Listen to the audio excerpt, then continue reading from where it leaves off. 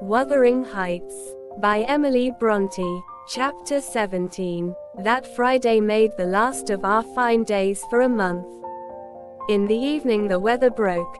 The wind shifted from south to northeast, and brought rain first, and then sleet and snow. On the morrow one could hardly imagine that there had been 3 weeks of summer. The primroses and crocuses were hidden under wintry drifts. The larks were silent, the young leaves of the early trees smitten and blackened. And dreary, and chill, and dismal, that morrow did creep over. My master kept his room. I took possession of the lonely parlor, converting it into a nursery, and there I was, sitting with the moaning doll of a child laid on my knee, rocking it to and fro, and watching, meanwhile, the still driving flakes build up the uncurtained window, when the door opened, and some person entered, out of breath and laughing. My anger was greater than my astonishment for a minute. I supposed it one of the maids, and I cried, "Have done! How dare you show your giddiness here? What would Mr. Linton say if he heard you?" "Excuse me," answered a familiar voice, "but I know Edgar is in bed, and I cannot stop myself." With that the speaker came forward to the fire, panting and holding her hand to her side. "I have run the whole way from Wuthering Heights," she continued, after a pause, "except where I've flown. I couldn't count the number of falls I've had. Oh, I'm aching all over. Don't be alarmed. There shall be an explanation as soon as I can give it. Only just have the goodness to step out and order the carriage to take me on to Gimmerton, and tell a servant to seek up a few clothes in my wardrobe." The intruder was Mrs. Heathcliff. She certainly seemed in no laughing predicament. Her hair streamed on her shoulders, dripping with snow and water. She was dressed in the girlish dress she commonly wore, befitting her age more than her position, a low frock with short sleeves, and nothing on either head or neck. The frock was of light silk, and clung to her with wet, and her feet were protected merely by thin slippers. Add to this a deep cut under one ear, which only the cold prevented from bleeding profusely, a white face scratched and bruised, and a frame hardly able to support itself through fatigue, and you may fancy my first fright was not much allayed when I had had leisure to examine her. "My dear young lady," I exclaimed, "I'll stir nowhere, and hear nothing, till you have removed every article of your clothes, and put on dry things, and certainly you shall not go to Gimmerton tonight, so it is needless to order the carriage." "Certainly I shall," she said, "walking or riding, yet I've no objection to dress myself decently. And, see how it flows down my neck now. The fire does make it smart." She insisted on my fulfilling her directions, before she would let me touch her, and not till after the coachman had been instructed to get ready, and a maid set to pack up some necessary attire, did I obtain her consent for binding the wound and helping to change her garments. "Now, Ellen," she said, when my task was finished and she was seated in an easy chair on the hearth, with a cup of tea before her, "you sit down opposite me, and put poor Catherine's baby away. I don't like to see it. You mustn't think I care little for Catherine, because I behaved so foolishly on entering. I've cried, too, bitterly, yes, more than anyone else has reason to cry. We parted unreconciled, you remember, and I shan't forgive myself. But, for all that, I was not going to sympathize with him, the brute beast. Oh, give me the poker. This is the last thing of his I have about me." She slipped the gold ring from her third finger, and threw it on the floor. "I'll smash it," she continued, striking it with childish spite, "and then I'll burn it." And she took and dropped the misused article among the coals. "There. He shall buy another, if he gets me back again. He'd be capable of coming to seek me, to tease Edgar. I dare not stay, lest that notion should possess his wicked head. And besides, Edgar has not been kind, has he? And I won't come suing for his assistance, nor will I bring him into more trouble. Necessity compelled me to seek shelter here, though, if I had not learned he was out of the way, I'd have halted at the kitchen, washed my face, warmed myself, got you to bring what I wanted, and departed again to anywhere out of the reach of my accursed, of that incarnate goblin. Ah! He was in such a fury. If he had caught me. It's a pity Earnshaw is not his match in strength. I wouldn't have run till I'd seen him all but demolished, had Hindley been able to do it. Well, don't talk so fast, miss, I interrupted. You'll disorder the handkerchief I have tied round your face, and make the cut bleed again. Drink your tea, and take breath, and give over laughing. Laughter is sadly out of place under this roof, and in your condition. An undeniable truth, she replied. Listen to that child. It maintains a constant wail. Send it out of my hearing for an hour, I shan't stay any longer. I rang the bell, and committed it to a servant's care, and then I inquired what had urged her to escape from Wuthering Heights in such an unlikely plight, and where she meant to go, as she refused remaining with us. I ought, and I wished to remain, answered she, to cheer Edgar and take care of the baby, for two things, and because the Grange is my right home. But I tell you he wouldn't let me. Do you think he could bear to see me grow fat and merry, could bear to think that we were tranquil, and not resolve on poisoning our comfort?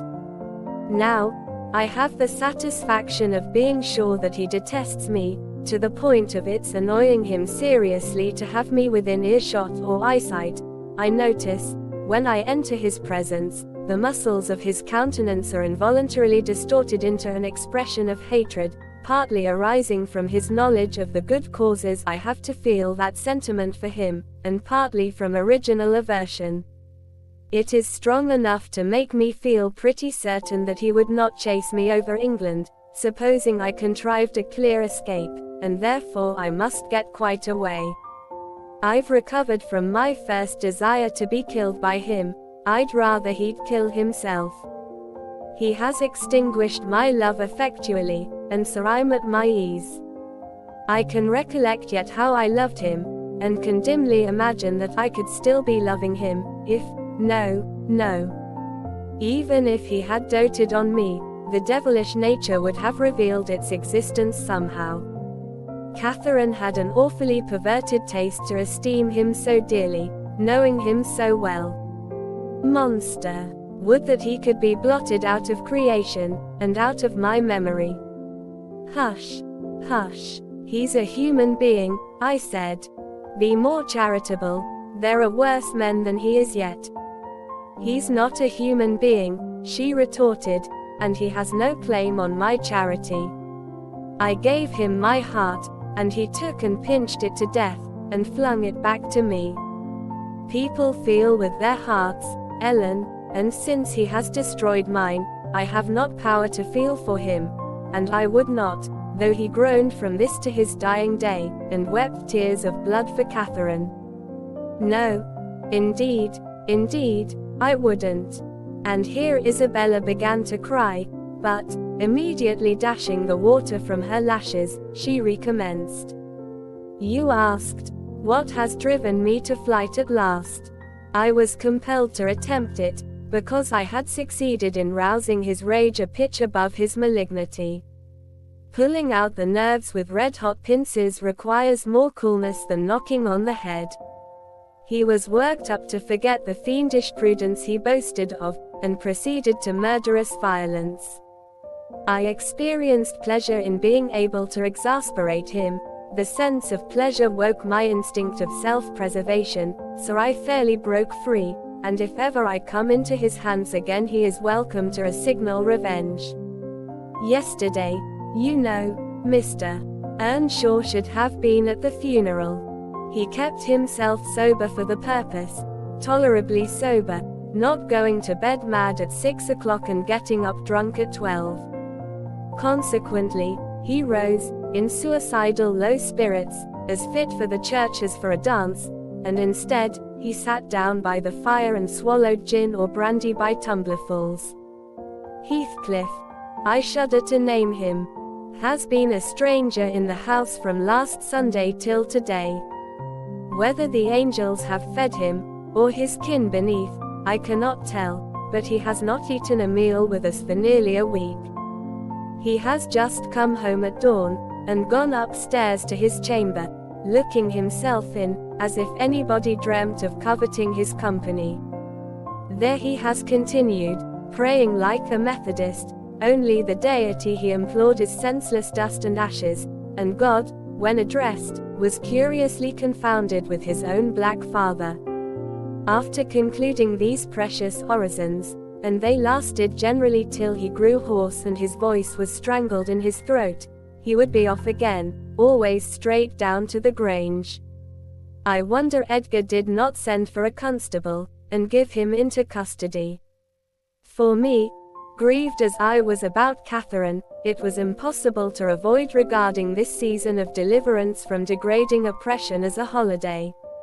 I recovered spirits sufficient to bear Joseph's eternal lectures without weeping, and to move up and down the house less with the foot of a frightened thief than formerly.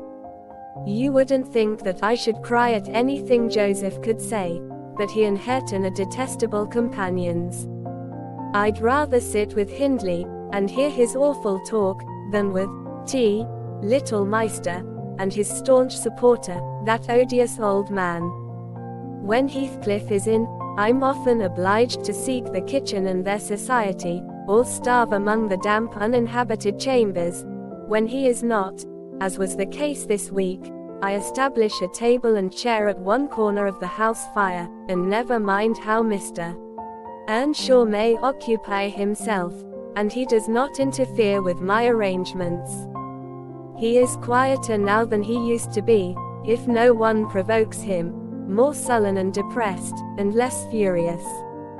Joseph affirms he's sure he's an altered man, that the Lord has touched his heart, and he is saved, so as by fire. I'm puzzled to detect signs of the favorable change, but it is not my business. Yesterday evening I sat in my nook reading some old books till late on towards 12. It seemed so dismal to go upstairs, with the wild snow blowing outside, and my thoughts continually reverting to the kirkyard and the new-made grave. I dared hardly lift my eyes from the page before me, that melancholy scene so instantly usurped its place. Hindley sat opposite, his head leant on his hand, perhaps meditating on the same subject. He had ceased drinking at a point below irrationality, and had neither stirred nor spoken during 2 or 3 hours.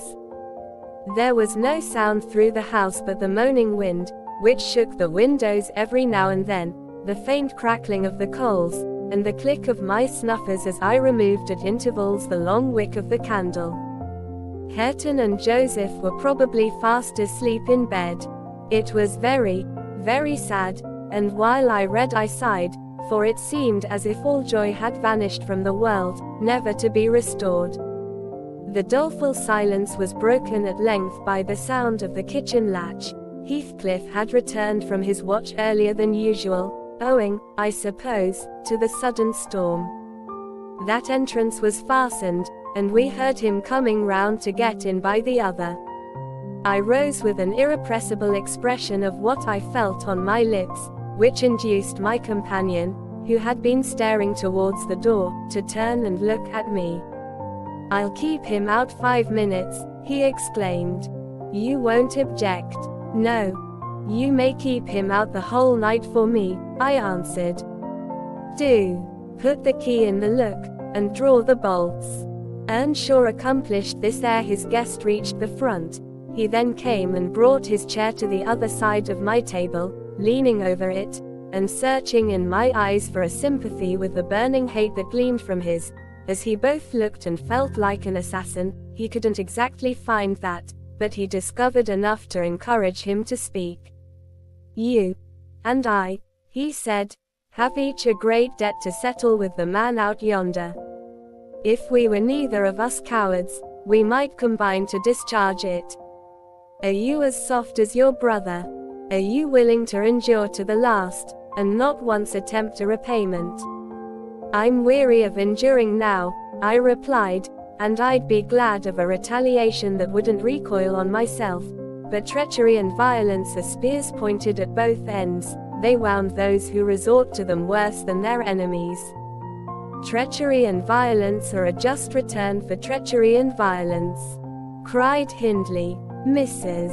Heathcliff, I'll ask you to do nothing, but sit still and be dumb. Tell me now, can you? I'm sure you would have as much pleasure as I in witnessing the conclusion of the fiend's existence. He'll be your death unless you overreach him, and he'll be my ruin. Damn the hellish villain. He knocks at the door as if he were master here already. Promise to hold your tongue, and before that clock strikes, it wants 3 minutes of 1, you're a free woman. He took the implements which I described to you in my letter from his breast, and would have turned down the candle. I snatched it away, however, and seized his arm. I'll not hold my tongue, I said. You mustn't touch him. Let the door remain shut, and be quiet. No, I've formed my resolution, and by God I'll execute it, cried the desperate being. I'll do you a kindness in spite of yourself, and Hareton justice. And you needn't trouble your head to screen me. Catherine is gone. Nobody alive would regret me, or be ashamed, though I cut my throat this minute, and it's time to make an end.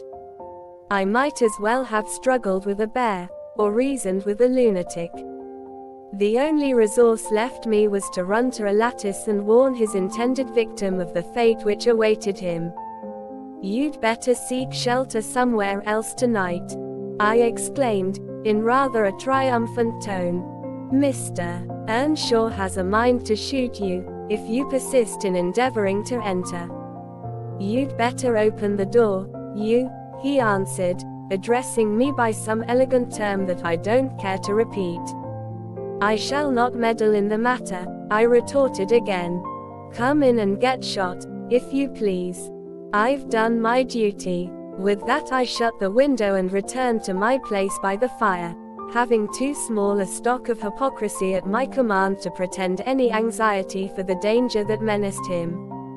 Earnshaw swore passionately at me, affirming that I loved the villain yet, and calling me all sorts of names for the base spirit I evinced. And I, in my secret heart and conscience never reproached me, thought what a blessing it would be for him should Heathcliff put him out of misery, and what a blessing for me should he send Heathcliff to his right abode.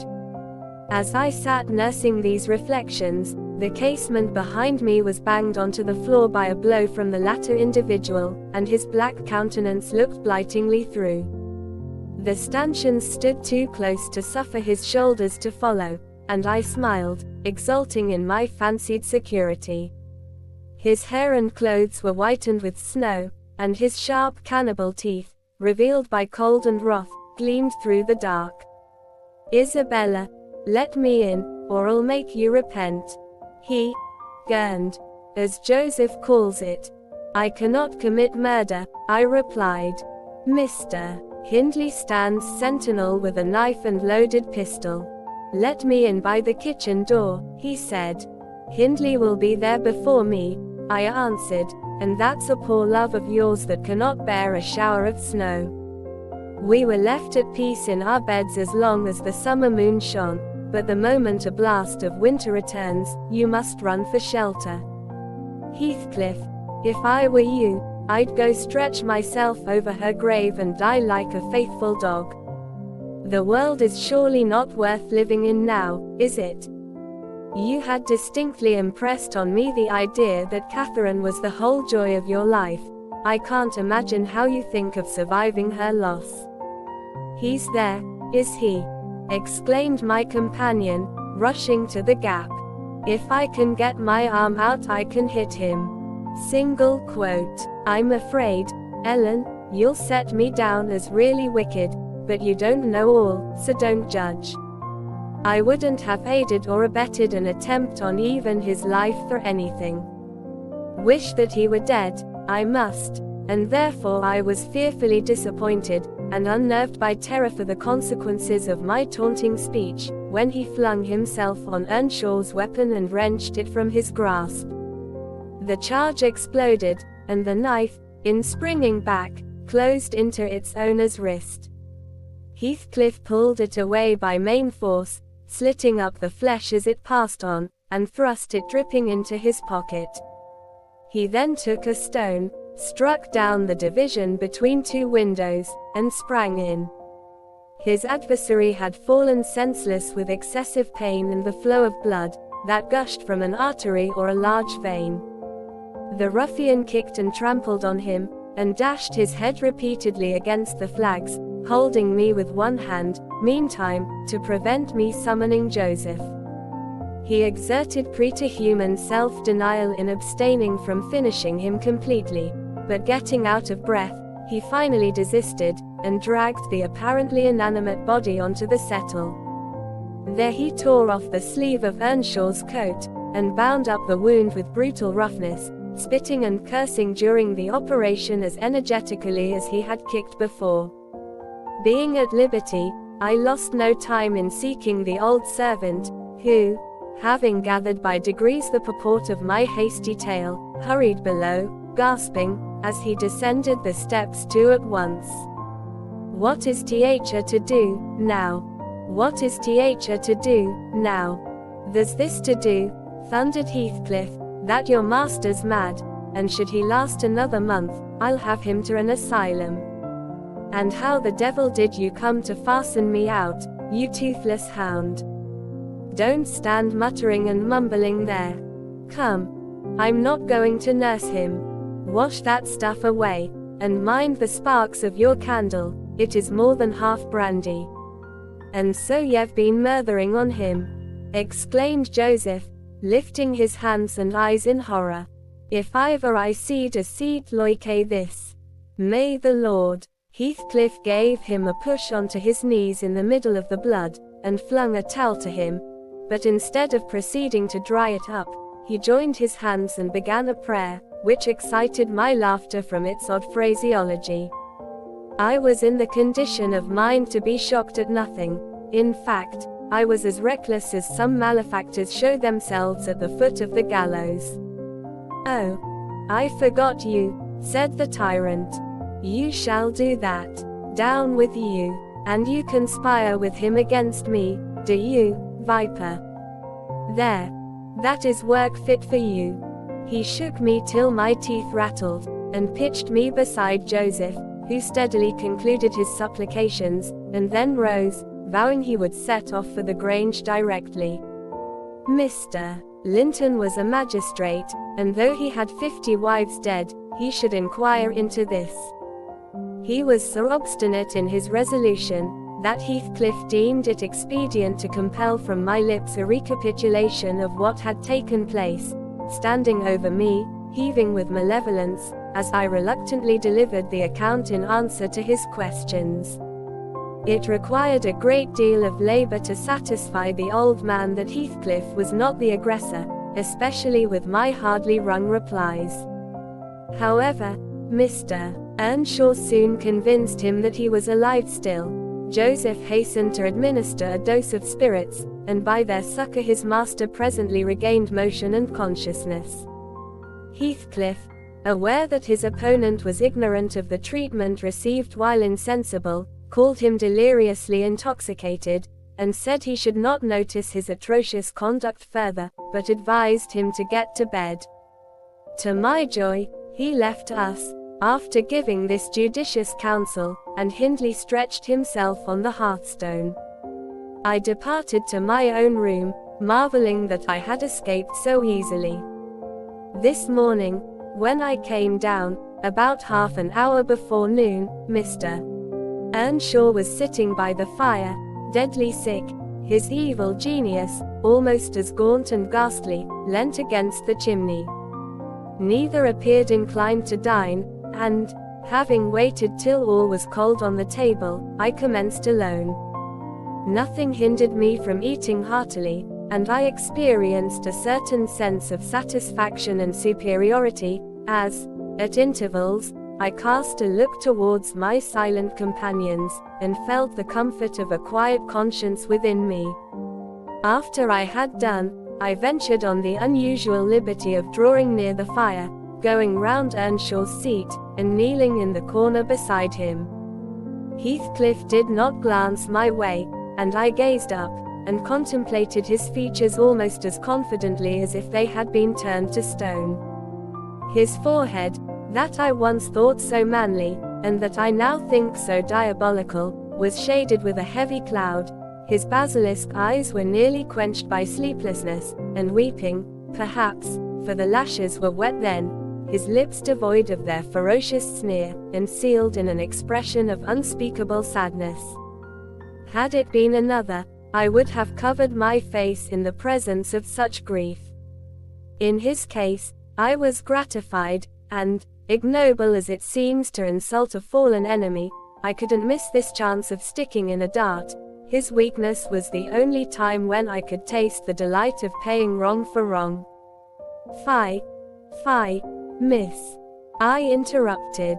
One might suppose you had never opened a Bible in your life. If God afflict your enemies, surely that ought to suffice you. It is both mean and presumptuous to add your torture to his. In general I'll allow that it would be, Ellen, she continued, but what misery laid on Heathcliff could content me, unless I have a hand in it. I'd rather he suffered less, if I might cause his sufferings and he might know that I was the cause. Oh, I owe him so much. On only one condition can I hope to forgive him. It is, if I may take an eye for an eye, a tooth for a tooth, for every wrench of agony return a wrench, reduce him to my level. As he was the first to injure, make him the first to implore pardon, and then, why then, Ellen, I might show you some generosity. But it is utterly impossible I can ever be revenged, and therefore I cannot forgive him. Hindley wanted some water, and I handed him a glass, and asked him how he was. Not as ill as I wish, he replied. But leaving out my arm, every inch of me is as sore as if I had been fighting with a legion of imps. Yes. No wonder, was my next remark. Catherine used to boast that she stood between you and bodily harm. She meant that certain persons would not hurt you for fear of offending her. It's well people don't really rise from the grave, or, last night, she might have witnessed a repulsive scene. Are not you bruised, and cut over your chest and shoulders? I can't say, he answered, but what do you mean? Did he dare to strike me when I was down? He trampled on and kicked you, and dashed you on the ground, I whispered. And his mouth wanted to tear you with his teeth, because he's only half man, not so much, and the rest fiend. Mr. Earnshaw looked up, like me, to the countenance of our mutual foe, who, absorbed in his anguish, seemed insensible to anything around him. The longer he stood, the plainer his reflections revealed their blackness through his features. Oh, if God would but give me strength to strangle him in my last agony, I'd go to hell with joy, groaned the impatient man, writhing to rise, and sinking back in despair, convinced of his inadequacy for the struggle. Nay, it's enough that he has murdered one of you, I observed aloud. At the Grange, every one knows your sister would have been living now had it not been for Mr. Heathcliff. After all, it is preferable to be hated than loved by him. When I recollect how happy we were, how happy Catherine was before he came, I'm fit to curse the day. Most likely, Heathcliff noticed more the truth of what was said, than the spirit of the person who said it. His attention was roused, I saw, for his eyes rained down tears among the ashes, and he drew his breath in suffocating sighs. I stared full at him, and laughed scornfully. The clouded windows of hell flashed a moment towards me, The fiend which usually looked out, however, was so dimmed and drowned that I did not fear to hazard another sound of derision. "Get up, and begone out of my sight," said the mourner. I guessed he uttered those words, at least, though his voice was hardly intelligible. "I beg your pardon," I replied. "But I loved Catherine too, and her brother requires attendance, which, for her sake, I shall supply. Now that she's dead, I see her in Hindley. Hindley has exactly her eyes, if you had not tried to gouge 'em out, and made them black and red, and her. Get up, wretched idiot, before I stamp you to death," he cried, making a movement that caused me to make one also.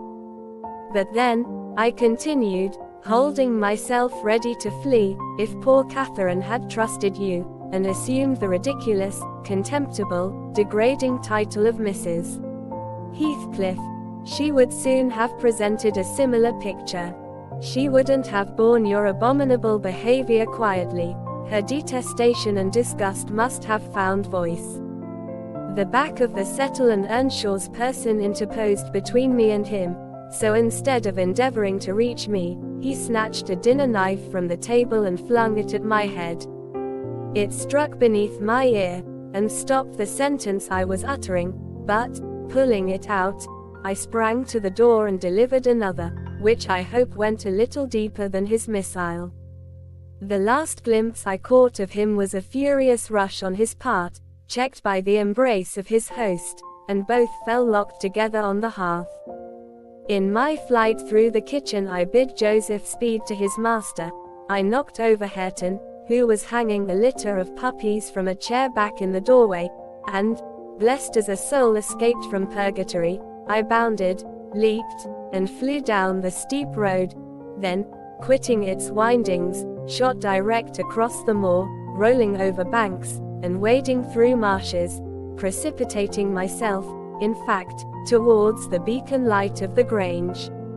And far rather would I be condemned to a perpetual dwelling in the infernal regions than, even for one night, abide beneath the roof of Wuthering Heights again. Isabella ceased speaking, and took a drink of tea. Then she rose, and bidding me put on her bonnet, and a great shawl I had brought, and turning a deaf ear to my entreaties for her to remain another hour, she stepped onto a chair, kissed Edgar's and Catherine's portraits, bestowed a similar salute on me, and descended to the carriage, accompanied by Fanny, who yelped wild with joy at recovering her mistress. She was driven away, never to revisit this neighborhood, but a regular correspondence was established between her and my master when things were more settled. I believe her new abode was in the south, near London. There she had a son born a few months subsequent to her escape. He was christened Linton, and, from the first, she reported him to be an ailing, peevish creature. Mr. Heathcliff, meeting me one day in the village, inquired where she lived.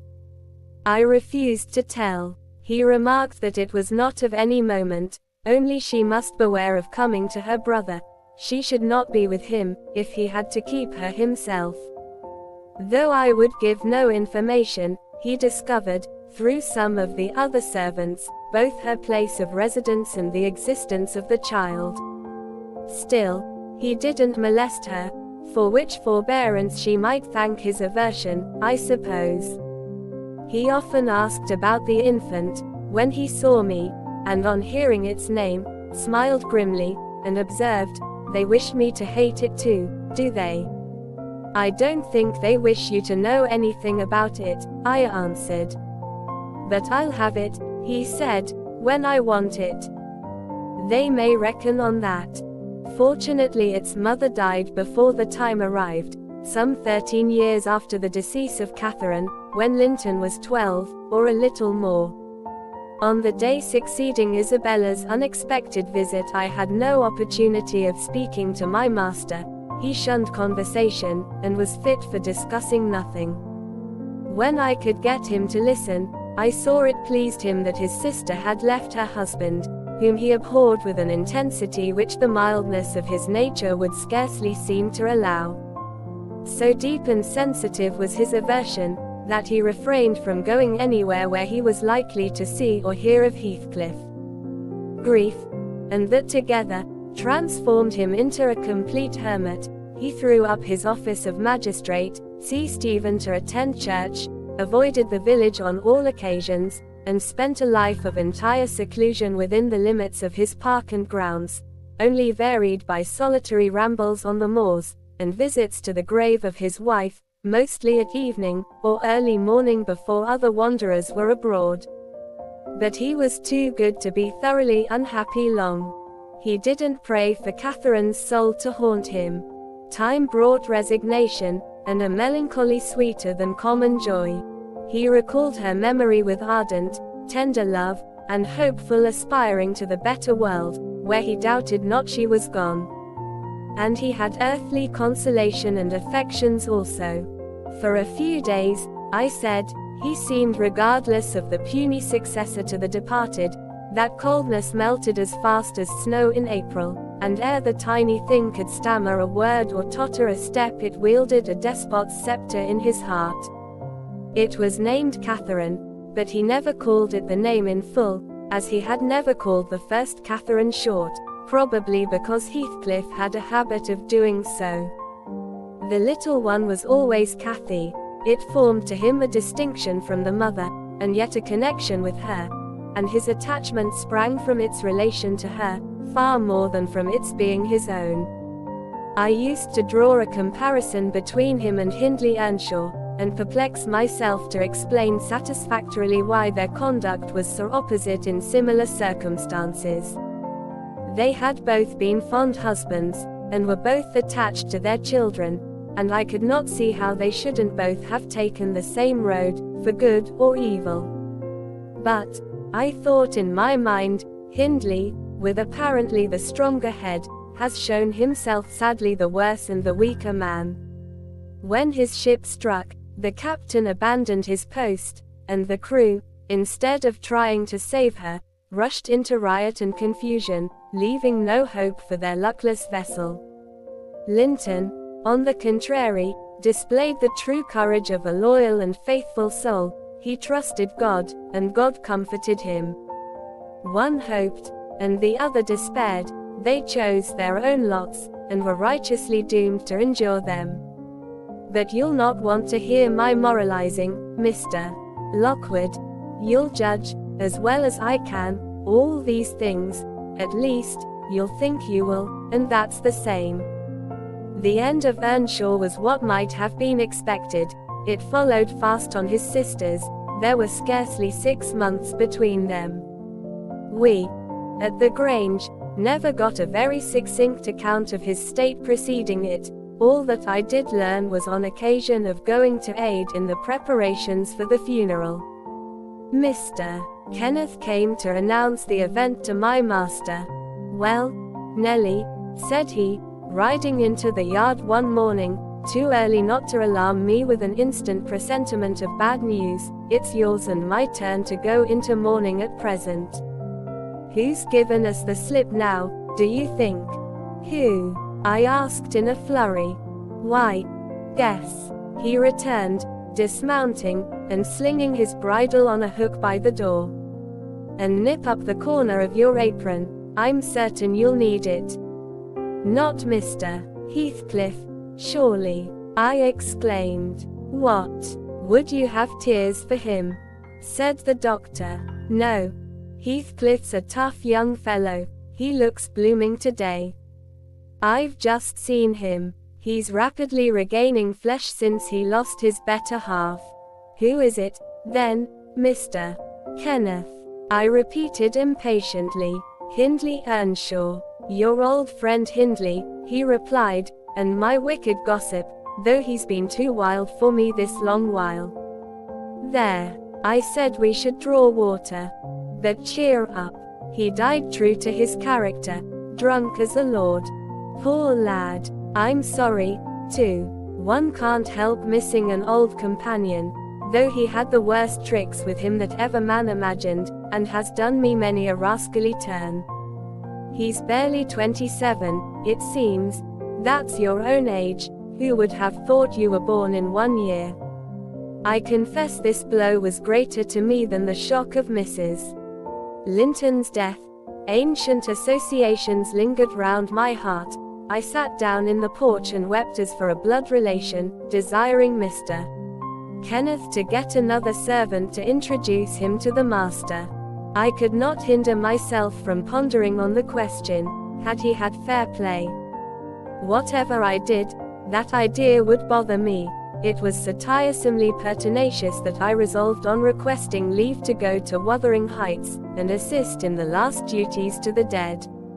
Mr. Linton was extremely reluctant to consent, but I pleaded eloquently for the friendless condition in which he lay, and I said my old master and foster brother had a claim on my services as strong as his own.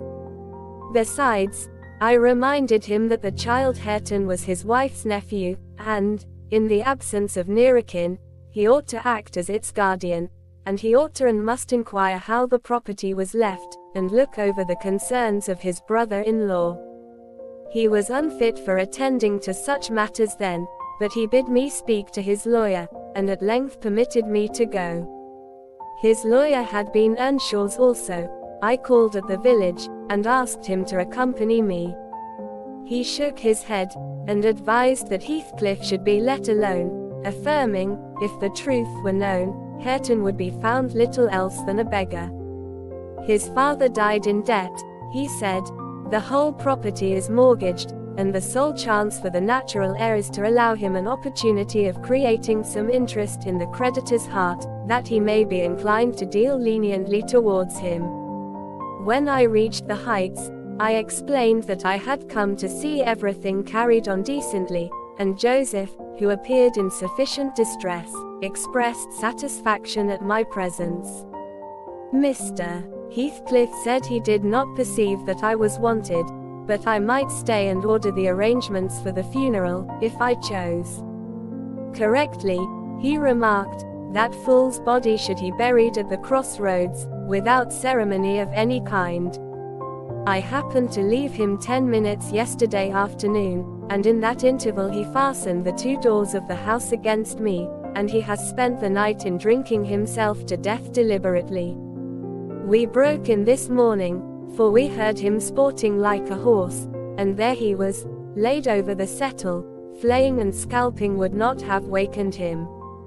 I sent for Kenneth, and he came, but not till the beast had changed into carrion. He was both dead and cold, and stark, and so you'll allow it was useless making more stir about him.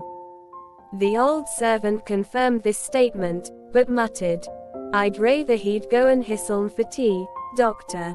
I sued her, time tent ot, meister better nor him, and he won't deed when I left, naught ot, sort.